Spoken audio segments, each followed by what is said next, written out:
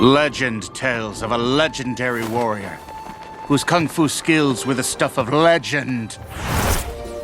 He traveled the land in search of worthy foes.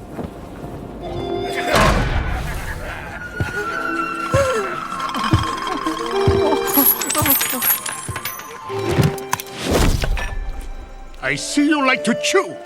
Maybe you should chew on my fist! The warrior said nothing, for his mouth was full. Then he swallowed. And then he spoke. Enough talk. Let's fight. Shafabui! He was so deadly, in fact, that his enemies would go blind from overexposure to pure awesomeness. He's too awesome! And attractive. How can we repay you?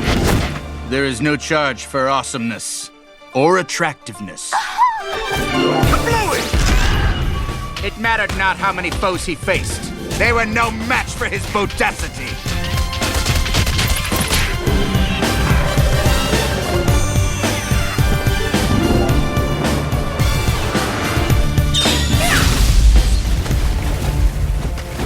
Never before had a panda been so feared and so loved.